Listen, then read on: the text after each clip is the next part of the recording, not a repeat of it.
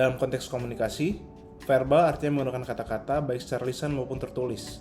Jadi, jika Anda mengobrol, berdiskusi, ceramah, itu adalah komunikasi verbal. Jadi, jika Anda menulis surat, chattingan, atau bikin caption Instagram, itu juga termasuk komunikasi verbal. Ini berbeda dengan komunikasi nonverbal yang mengandalkan ekspresi wajah, gerakan tubuh, juga bahasa isyarat. Dalam tata bahasa Indonesia, istilah verbal sering digunakan untuk menyebut kalimat verbal, yaitu kalimat yang memiliki predikat berupa kata kerja, misalnya dalam kalimat dia membaca buku. Di sisi lain, kalimat yang predikatnya bukan kata kerja, seperti dia di rumah, disebut kalimat nominal.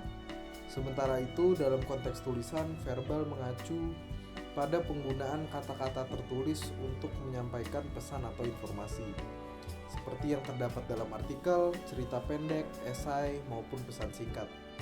Dengan demikian, verbal memiliki makna yang luas, tergantung pada konteks penggunaannya. Tetapi secara umum selalu berkaitan dengan bahasa dan kata-kata.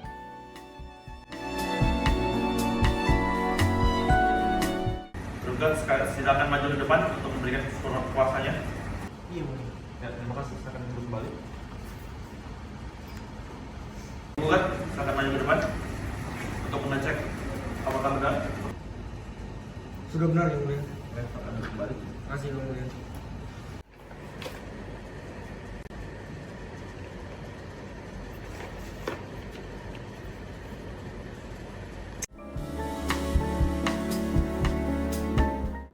Bahasa nonverbal merupakan bentuk komunikasi yang tidak menggunakan kata-kata atau bahasa lisan, melainkan disampaikan melalui berbagai isyarat fisik dan simbolik seperti gerakan tubuh, ekspresi wajah, kontak mata, intonasi, tekanan suara, postur tubuh, gerak tangan, kedekatan fisik, bahkan penggunaan waktu dan sentuhan. Dalam ranah akademik, bahasa nonverbal dipandang sebagai salah satu komponen utama dalam proses komunikasi manusia, karena dapat menyampaikan makna yang eksplisit maupun implisit, serta memperkuat, mengkontradiksi, atau menggantikan pesan-pesan verbal.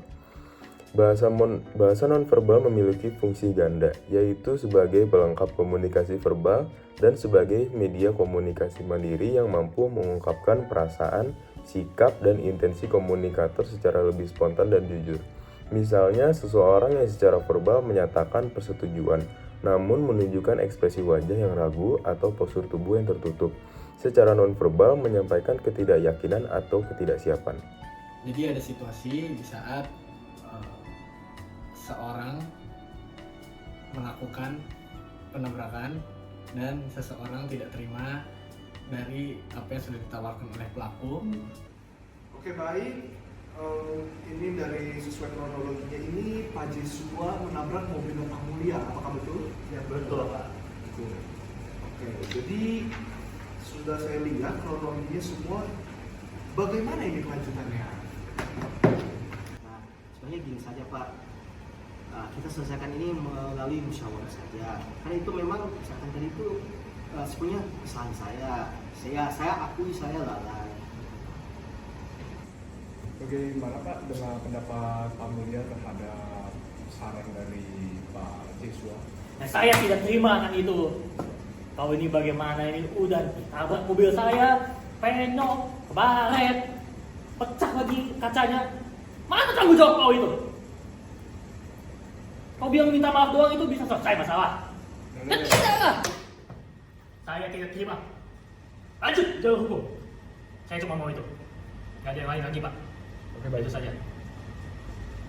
Bahwa korban tidak terima apa yang terjadi, lalu dari proses mediasi yang ada di kantor polisi, korban juga tidak terima dengan apa yang pelaku sudah tawarkan sehingga melakukan nonverbal atau gestur-gestur, seperti mungkin dia bisa melipatkan tangan, itu melihat bahwa korban tidak terima, lalu menghindari kontak mata dengan polisi maupun pelaku. Itu juga dapat menunjukkan bahwa korban tidak terima, lalu dia bisa pukul-pukul meja dan menggenggam tangan yang keras. Itu juga bisa menunjukkan bahwa korban secara tidak langsung tidak terima.